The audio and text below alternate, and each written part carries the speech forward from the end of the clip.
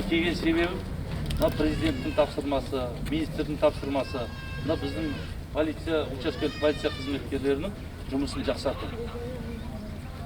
Сразу ескертейін, мақтап, бір-бірімізге ескерткіш қоюдың қажеті жоқ. Қандай шағымдарыңыз бар? Мен 23-ші жолдың замкомында мына участковалар бір наркотикпен бір баланы ұстап. Қайсыңыз айтыңызшы? Бақа деген қалай маза бермеді, например, бізге? Менің жительдерім педофил деген неден шығады? Наркотиктен шығады. Мысалға велосипед ұрланды. Осы кісілер ұстап. Мен лично өзім велосипедім жоғалып, мен баламның аузынан жырып тұрып кеткен, сол ұсталды, например. РУБД-ға барып заявление жаздым. Енді біздің жұмысымыз рахмет. Ол біздің жұмысымыз ол.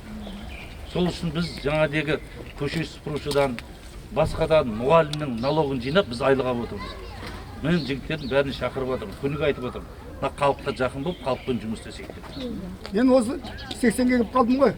Бірінші рет генералдың осындай кішкентай ғана жерге келіп сөйлеген бірінші көрдім. Мен мақтап отқан жоқпын.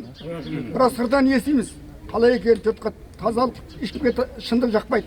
Шындық айтқан ол өмір ең жаман адам. Рахмет сізге. Құдайым бақ берсін, астан тағың басыңның басын кетпесін. Халыққа қызметің адал болып жүре берейін.